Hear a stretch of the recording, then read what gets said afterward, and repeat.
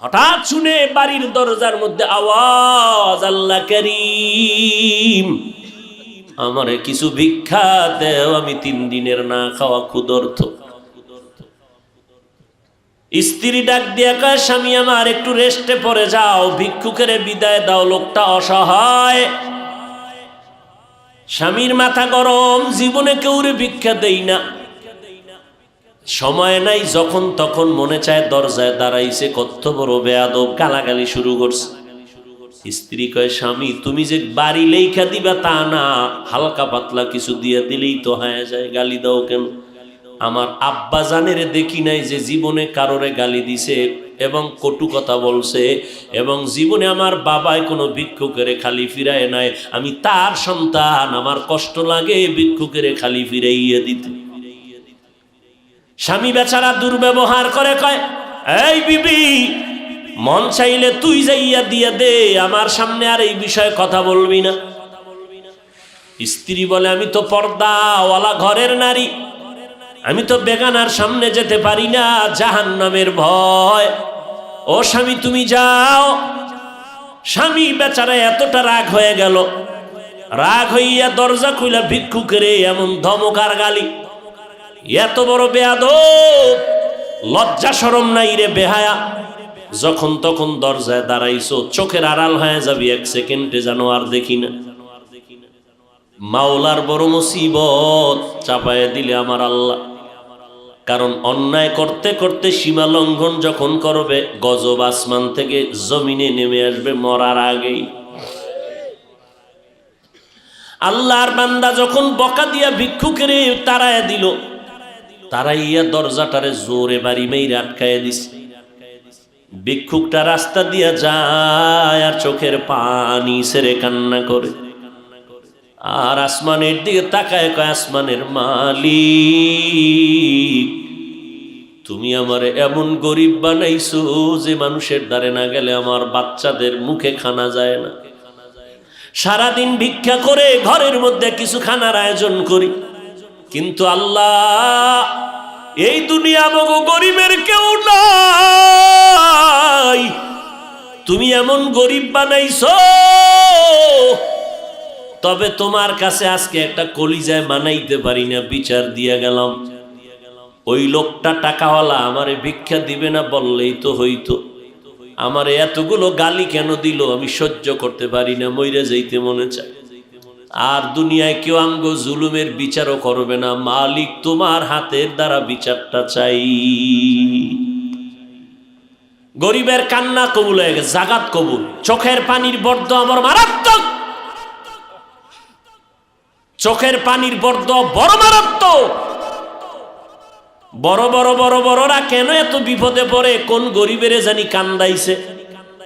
চোখের পানির বর্দোয়া জাগায় কবুল হয়ে যায়, আর সে আজিমে মাঝখানে পর্দা থাকে না, এবং কবুল হওয়া মাত্র গজব শুরু হয়ে যায়। আল্লাহর বান্দা কান্না করেছে, ঘরের মধ্যে তুমুল ঝগড়া শুরু হয়েছে।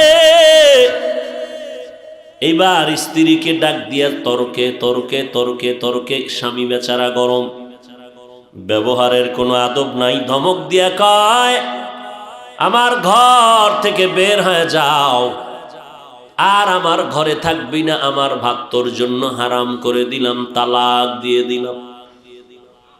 নিয়ামত আল্লাহ দিছে, লাথি মেরে সেই নিয়ামতের তাড়ায় দিছে।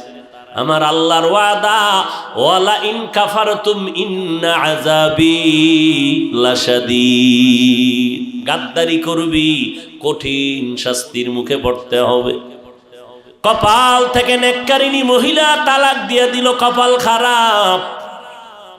অনেক মানুষ গ্রামে কয় সুখে থাকতে, বড় কঠিন। আল্লাহ শান্তি দেয়, মানুষ লাথি মাইরা তারায় দেয়, শান্তি লাগে না। আল্লাহর বান্দি চোখের পানি ছেড়ে কান্না শুরু করলেন, কারণ জাতের মাইয়া যারা, জাতের অজাতের না, জাতের যারা মাইয়া, এরা টাকার দিকে তাকায় না, সম্মান আর ইজ্জতের দিকে বড় নজর করে। আমি জাতের মেয়ে, জীবনে কলঙ্ক আসবে কেন? স্বামী খারাপ পাই ভালো পাই, জীবনে আমার স্বামী হবে একজন, আর কেউ না। কলঙ্কের বোঝা নিতে চাই না, কে তার কান্না থামাবে? বাধ্য হইয়া আল্লাহর বান্দি কান্না করে করে করে করে বাবার বাড়ি চলে গেল। ও বাবা, আমার কপাল খারাপ, আমার স্বামী আমারে বিদায় করে দিয়েছে। বিয়ার বর হতে আজ পর্যন্ত স্বামীর খেদমতে কোনো ত্রুটি করি নাই, কিন্তু এক গরিব ভিক্ষুকের সুপারিশ করতে গিয়ে আজ আমার তালাকের স্লোগান চলে আসলো। বাবাও বড় ভালো সন্তান, কন্যাকে সান্ত্বনা দিয়া কয় ধৈর্য ধারণ কর, কোরআন তেলাওয়াত কর, মালিকের ফয়সালার অপেক্ষায় থাক। দীর্ঘ 1 বছর আল্লাহর বান্দি ঘরের মধ্যে পর্দা রক্ষা করে, কোরআন তেলাওয়াত করে, আর মাওলার দরবারে যায় নামাজে কান্দে। আল্লাহ, চাইছিলাম স্বামীটারে আমি হেদায়েতের পথে নিব, পারলাম না, কপালে নাই। আল্লাহ, তুমি এমন একজন স্বামী যদি আমারে কপালে রাখো, যেই স্বামী দিনদার হবে, একটা দিনদার স্বামী মিলায় দাও। দীর্ঘ 1 বছর পরে বিয়া হয়ে গেল, একজন দিনদার স্বামী পাইল। যদিও টাকা নাই, বাড়ি নাই, গরিব, কিন্তু আমার মাওলার বড় আশে। স্ত্রীর ওজুর পানিটা আগাইয়া দেয় আল্লাহ, স্ত্রীর গোসলের পানি আগায় দেয়, বাথরুমটা নিজে ধুইয়া দেয়, খানার প্লেটে গিয়া খেদমত করে, রান্নাঘরে গিয়া খেদমত করে। আল্লাহ, আমার মায়ার নবীর কেমন আদর্শ! আম্মা জান আয়েশা বলে, পাক করতেছি, নবী আয়েশা খেদমত করে, তরকারি আগায় দেয়। নবী একদিন বাজার থেকে রান্নার মাল কিনা নিজে হাতে কইরা নিয়ে যায়। একজন সাহাবী দৌড়ে কয়, নবী আপনি তো রহমতুল্লিল আলামিন, আপনি কেন নিবেন? ডাক দিয়ে কয়, সাহাবী, দায়িত্ব আমার, আমাকে পালন করার সুযোগ দাও, আমার দায়িত্ব পালন করতে হবে, আমি রহমতের নবী। এরে নবীর উম্মত, স্বামী এখন নামাজের আগে স্ত্রী কয় নামাজ পড়বা, রান্না বাড়ি বন্ধ। একবেলার নামাজও জানো টাইমের থেকে উল্টা পাল্টা না হয়। নামাজ পড়বা, এরপরে রান্না হলে হলো, না হলে নাই। খাইয়া দাইয়া বড় শান্তিতে, মরিচ দিয়ে খাইয়াও বড় কলিজায় শান্তি। এবার আমার মাওলা কিছু আপন বান্দাদেরকেও মহাপরীক্ষায় ফালায়। এবার আল্লাহর পরীক্ষা শুরু হয়ে গেল। একদিনের ঘটনা, হঠাৎ দুপুরবেলা খানা খাইয়া স্বামী আর স্ত্রী রেস্টে যাবে, কথাবার্তা বলতেছে নির্জন ছোট ঘরের মধ্যে। আল্লাহর পরীক্ষা, দরজার সামনে আওয়াজ, একজন ভিক্ষুক ডাক দিছি, আমি ভিক্ষার জন্য আসছি, আমারে একটু ভিক্ষা দাও, আমি বড় ক্ষুধার্ত। আল্লাহর বান্দি চিন্তায় পড়ে গেল, সেই আগের পরীক্ষা না জানি শুরু হয়ে গেছে। আল্লাহর বান্দি এবার স্বামীকে বলবে দূরের কথা, স্বামী লাফ দিয়ে উইঠা কয়, বিবি, এমন একটা টাইমে ভিক্ষুক আমার দরজায় দাঁড়াইছে, খানার টাইম, ভিক্ষা দিব পরের কথা, দেখো কিছু খানা দেওয়া যায়নি। এই নিমক হারাম টাকাওয়ালারা গরিবের লাথি মারতে চিন্তাও করে না। অথচ মদিনার নবী বলেন, গরিবেরা ধনী লোকের 500 বছর আগে জান্নাতে চলে যাবে। আল্লাহর বান্দা বলে, বিবি দেখো। এবার স্বামী বেচারা দরজা খুলে দেখে ভিক্ষুক, বৃদ্ধ মানুষ, হাঁটতে বড় কষ্ট হয়। বলে, আসেন, খাইছেন নি? কয়, খাইনি। ঘরের দরজা খুইলা সামনে বসাইছেন একটা পাটির মধ্যে। ঘরে গেলেন, বিবি তাড়াতাড়ি কিছু দাও খানার জন্য। খানা দানা তেমন নাই, যা কিছু আছে দিয়া তরকারি দিয়ে খানা দিল। আল্লাহর বান্দা খানা দিলেন। ভিক্ষুক ঘরের সামনে বসে বসে খানা খায়। হঠাৎ ঘরের মধ্যে আল্লাহর বান্দির নজর একটা পড়ে গেল ওই ভিক্ষুকের চেহারার মধ্যে। আল্লাহর বান্দি মহিলা ভিক্ষুকের চেহারায় অনিচ্ছায় নজর পড়ার পরে কেমন যেন শরীরের মধ্যে একটা কম্পন শুরু হয়ে গেল।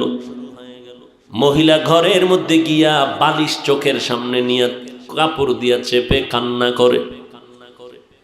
স্বামী ডাক দিয়ে কয়, বিবি তুমি কেন কান্না করো? বলে আল্লাহর কুদরত দেখে কান্না করি।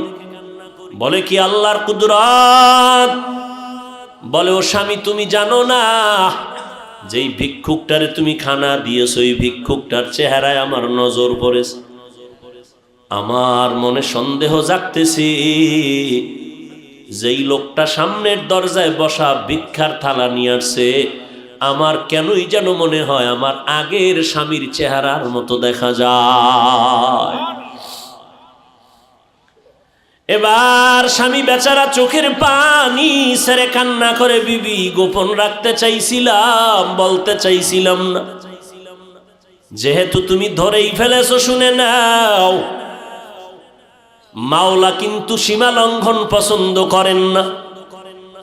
তোমার মতো একটা নেককারিনী বিবি পাইয়া ওই স্বামী তোমার ঠিক আছে, তোমার মতো বিবি পাইয়া শুকর আদায় করে নাই, গাদ্দারি করেছে, জুলুম করেছে, আল্লাহ বেজার হয়েছে। বলো বিবি তোমার ওই স্বামীর সাথে দূরত্ব কেন হয়েছিল? বলে একটা ভিক্ষুকের ভিক্ষাকে কেন্দ্র করিয়া আমার স্বামী গালাগালি করেছে, ভিক্ষা দেয় না, আমার আল্লাহ বেজার, তালাক দিয়েছে। আল্লাহর বান্দা ডেকে বলে, স্বামী বিবি আমার মাওলা যে কেমন দয়াময় মালিক, আমার আল্লাহ কেমন দয়াময়, কেমন রহমান, আমার আল্লাহ বড় দয়াশীল, আমার আল্লাহর মতো দয়াময় কেউ নাই। ওই স্বামীর ঘরে তুমি যেদিন ছিলা, ভিক্ষুক গিয়া ভিক্ষা চাইছিল, তোমার স্বামী কি ব্যবহার করেছিল? বলে ও স্বামী আমার ওই পুরুষটা চূড়ান্ত গালাগালি করে ভিক্ষুকের কাঁদাইছে। এবার ডাক দিয়ে কয়, বিবি ওই দিন ভিক্ষুক ভিক্ষা চাইছিল, কিছু দিয়ে দিলেই তো হয়ে যেত, কিন্তু গাদ্দারি করার কারণে ভিক্ষুক এমন কান্না দিছে, আল্লাহ তাআলা ওই ভিক্ষুকের শুধু এখন ভিক্ষাই দেয় না, ভিক্ষা দেওয়ার আসল মালিকটা পর্যন্ত ভিক্ষুকের মাওলায় হাদিয়া দিছে। ওই দিনের ভিক্ষুক আর কেউ না, আমি স্বামী ছিলাম ওই দিনের ভিক্ষুক। আমি আমার মালিকের কাছে কান্না করার কারণে আজ আমারে আল্লাহ শুধু ভিক্ষাই দেয় নাই, আল্লাহ তাআলা ভিক্ষা দেওয়ার পুঁজি বড় মুক্তার দানা তোমাকে আল্লাহ আমারে হাদিয়া দিয়েছে। শুকরে নেমাত নেমাত আফজু কুনাত, কুফরে নেমাত আজকাফত বিরু কুনাত, হামদুলাকা শুকরে লাকায়া জুলমিনান, হাজিরিয়া নাজরি বরহালে মা। এর যুবক, বুড়া হওয়ার আগে যৌবনটারে বড় নেয়ামত মনে করিয়া কদর কর। বয়স হওয়ার আগেই তোর যৌবনটারে গুনাহ করিয়া নষ্ট করিস না রে বাবা। পায়ে হাত রেখে বলি, কয়দিন আর বাঁচবি? এই চিত্রাং নামের মহামারীতে যুবক মরিয়া গেল, গাছ পড়লো ঘরের উপরে, যুবকও মারা গেল, স্ত্রীও মারা গেল, কন্যাও মারা গেল। কয়দিন আর বাঁচবি রে যুবক? আজকে থেকে তওবা কর, আমার আল্লাহ শক্তি দিছে, শক্তিটারে দিনের কাজে লাগাও। আমি বলি না তুমি মাদ্রাসায় আসো, টুপি পরো, পাগড়ি পরো, আমগো মতো হুজুর হয়ে যাও, না, একবারও না। স্কুলে পড়ো আলহামদুলিল্লাহ, কলেজে পড়ো আলহামদুলিল্লাহ, চাকরি করো, ব্যবসা করো আলহামদুলিল্লাহ। তবে আমার মাওলার সাথে এতদিন যে গুনাহ করছো, আমার মাওলার থেকে দূরে সরছো, গাদ্দারি করছো, গুনাহ কইরা কইরা নিয়ামতের ঘুমটাকে নষ্ট করে, চেহারা নষ্ট করে ফেলছো। আজকে থেকে তওবা করে নেও, মা বাবার দোয়া নিয়ে চলবা, 5 বেলার নামাজ ছাড়বা না। তোমার মতো যুবক স্কুল কলেজে পড়ে, 5 বেলার নামাজি অভাব নাই, তুমি কেন পারবা না? তোমার মতো বান্দা কৃষি কাজ করে, নামাজ ছাড়ে না, ড্রাইভারি করে, নামাজ বাদ দেয় না, তুমি কেন পারো না রে বাবা? আল্লাহর ধরাটাকে তুমি স্বাভাবিক মনে করছো, আল্লাহর কোরআনটাকে মিথ্যা মনে করেছো। আমার আল্লাহর ধরা বড় কঠিন, আমার আল্লাহর কথা সত্য, সব কোরআনে বয়ান আছে। কি অন্যায় করলে কি শাস্তি হবে আল্লাহ সব বলে দিয়েছেন। আজকে তুমি বাহাদুরের মতো চলো না, যেদিন সাদা কাপড়ে ঢুকবা সব বাহাদুরি বন্ধ হয়ে যাবে। অন্ধকার কবরে গেলে ওই সময় বুঝবা অন্যায় করার কেমন স্বাদ। অতএব আল্লাহর কোরআন সত্য মনে করিয়া, নবীর কথা সত্য মনে করে, ওলামায়ে কেরামের কথা সত্য মনে করিয়া আল্লাহর কাছে তওবা করে নাও। মনটাকে বুঝাও রে মন, আমার মতো যুবক জীবনে মাদ্রাসায় পড়ে না, আলিফ বা তাও জানে না, স্কুল কলেজে পড়িয়াও যদি নামাজ পড়ে আমি কেন পারি না? কপাল আমার এত কেন খারাপ? আমার মতো বান্দা যদি ড্রাইভারি করে, র্যাব, আর্মি, পুলিশ, বিডিআরের চাকরি করে, কোটি টাকার ব্যবসা করে, নামাজ পড়ে আমি কেন পারি না?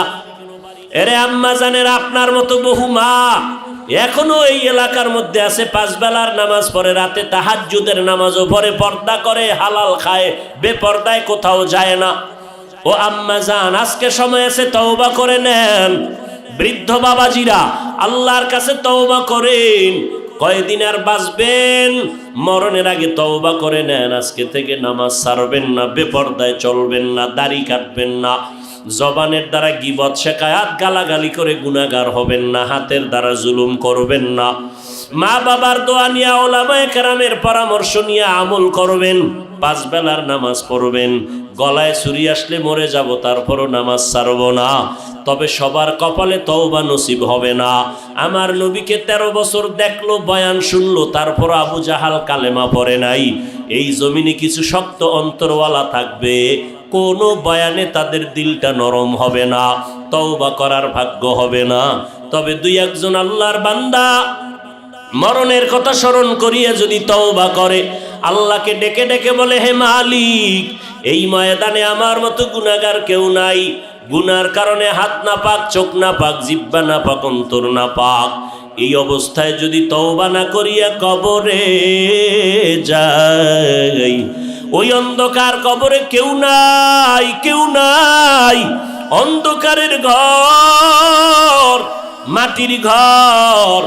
আল্লাহ পাকের দরবারে যদি জবাব দিতে না পারি, গ্রেফতারি পরোয়ানা শুরু হয়ে যাবে, ওই কবর জাহান্নামের আগুনে ভরে যাবে। আল্লাহর কাছে তওবা করো। মরিয়া গেলে যাব, হায়াতের মালিক আল্লাহ, ইজ্জতের মালিক আল্লাহ, রিজিকের মালিক আল্লাহ। জীবনে মরলেও আর নামাজ ছাড়বো না, বেপর্দায় চলবো না, মা বাবার বিরুদ্ধে যাব না, ওলামায়ে কেরামের বিরোধিতা করব না, আহলে হক ওলামাদের পরামর্শ নিয়ে চলবো, দেশ ও জাতির বিরুদ্ধে ষড়যন্ত্র করব না। তওবা করার মতো যদি অন্তর তৈরি হয়, মুনাফিকি যদি না থাকে, খাঁটি তওবার অন্তর যাদের অন্তরে আছে, নিয়ত আছে, আল্লাহর মোহাব্বতে 2 হাত আমার আল্লাহকে দেখাইয়া দাও। আল্লাহ তওবা কবুল করে নেন। আয় আল্লাহ, তওবার উপরে মজবুত হইয়া চলার মতো তৌফিক দান করেন, আমিন। আলহামদুলিল্লাহি রাব্বিল আলামিন, ওয়াসসালাতু ওয়াসসালামু আলা সাইয়্যিদিল আমবিয়াই ওয়াল মুরসালিন ওয়া আলা আলিহি ওয়া আসহাবিহি আজমাইন। ইয়া আরহামার রাহিমিন, ইয়া আরহামার রাহিমিন, ইয়া আরহামার রাহিমিন। রব্বিরহামহুমা কামা রব্বায়ানি সগীরা। اللهم إنا نعوذ بك من البرص والجنون والجذام وسيء الأسقام। ও দয়ার মালিক, গুনাহের বোঝা নিয়ে আপনার দরওয়াজায় হাজির হয়েছি। দুনিয়ার বাড়িওয়ালাদের দরজা বন্ধ, আপনার রহমতের দরজা খোলা। ওলামায়ে কেরাম, মুরব্বী, হাজী সাহেব, কত ব্যবসায়ী, চাকরিজীবীরা হাত তুলেছেন। পর্দার আড়ালের কত মা বোনেরা, আমার যুবক ভাই, ছাত্র ভাইরা হাত তুলেছেন। মেহেরবানি করে আমাদের জিন্দেগীর সব গুনাহগুলো মাফ করে দেন আল্লাহ। আয় আল্লাহ, আজকের মাহফিল কবুল করে নেন, আয়োজনকারী সহযোগিতাকারীদের কবুল করে নেন আল্লাহ। আয় আল্লাহ, এলাকার ঘরে ঘরে শান্তি দান করেন আল্লাহ। মা বোনদের আবেদা পর্দানিশী বানায় দেন, সন্তানগুলো নেককার বানায় দেন, সারা দুনিয়ার মানুষগুলো মাফ করে দেন, মহামারী থেকে মুক্ত করে দেন আল্লাহ। বাংলাদেশ শান্তির দেশ বানায় দেন, প্রশাসনিকভাবে যারা কাজ করে দিনের খাদেম বানায় দেন, সরকার থেকে সকল জনপ্রতিনিধিদেরকে দিনের খাদেম বানায় দেন। আয় আল্লাহ, ব্যবসা যারা করে, চাকরি করে, কামাই রুজিতে হালাল ভাবে বরকত বাড়ায় দেন, হারাম থেকে হেফাজত করেন আল্লাহ। অভাব দূর করেন, ঋণ আদায়ের ব্যবস্থা করে দেন। আয় আল্লাহ, সমস্ত মাদ্রাসাগুলো কবুল করে নেন, মসজিদগুলো কবুল করে নেন। আয় আল্লাহ, সমস্ত শিক্ষা প্রতিষ্ঠান নবীর আদর্শওয়ালা বানায় দেন। রব্বুল আলামিন দিলের ন্যাক আশা পূরণ করে দেন।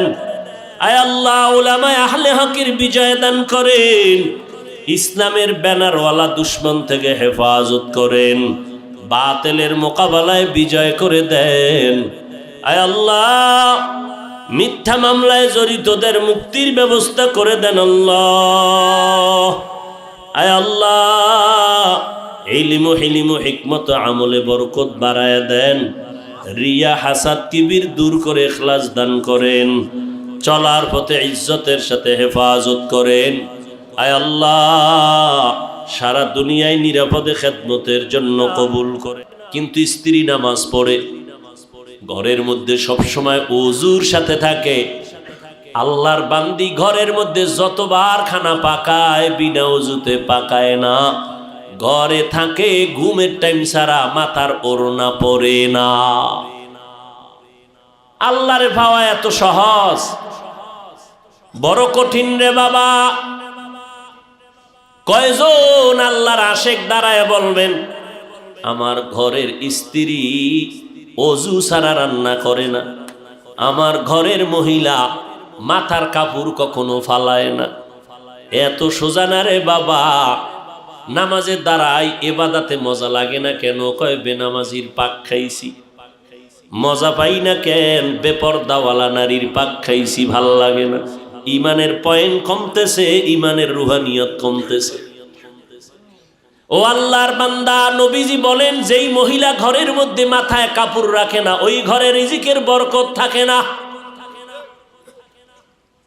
তার মানে নামাজ বাদ দিয়ে কাপড় পেছাও। ওই আল্লাহর বান্দি সময় মতো নামাজ পড়ে, ওই স্বামী অকৃতজ্ঞ, আল্লাহর দুশ্মন। রমজান মাস আসছে, রোজা রাখে না, স্ত্রীর কয় ভাত পাকাইয়া দে। আল্লাহর বান্দি একটা রোজাও ছাড়ে না। সপ্তাহের সোমবার দিন, বৃহস্পতিবার দিন পর্যন্ত বান্দি রোজা রাখে। এই পর্দার আড়ালের মা, মনটা কি চায় না একজন আলেমের মা হয়ে কবরে যাবেন? আপনার সন্তান আপনার জানাজার ইমামতি করবে, আপনার সন্তানের পেছনে মানুষ দৌড়াইবে, দোয়ার জন্য লাইনে দাঁড়াবে। এরে আম্মা জান, কয়দিন আর স্বামীর টাকা নিয়ে মার্কেটে বাহাদুরের মতো ঘুরবেন, বেগানার মতো ঘুরবেন? সাদা কাফনের যেদিন প্যাকেট হয়ে যাবেন, ওই দিন টের পাইবেন সন্তান কই গেল, টাকা পয়সা কই গেল।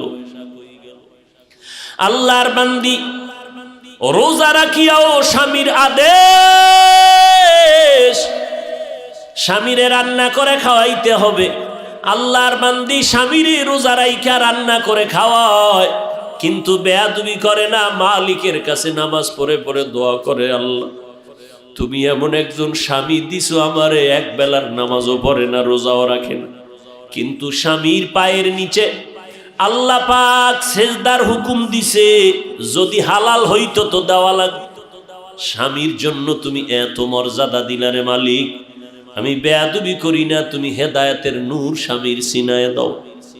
ও আল্লাহ, আমার স্বামীকে হেদায়েত দাও, আমার স্বামী যেন তোমার গোলাম হইয়া যায়। ঘরের থেকে বাইরে যায়, স্ত্রী দোয়া করে, ও আল্লাহ আমার স্বামীরে হেফাজত করো, আমার স্বামীর চাকরি ব্যবসায় তুমি বরকত দিয়া দাও। কয়জন ঘরের মা আছেন যে স্বামীর জন্য দোয়া করেন, মালের জন্য, ব্যবসার জন্য দোয়া করেন? মা উল্টা দিকে চলে, স্বামী কামাই করে, টাকা নিয়ে পার্কে পার্কে দৌড়ায়। আমার আম্মা জানেরা, স্বামীর ঘামের টাকা দিয়া আম্মাজান গুনার কাজে টাকা খরচ করে।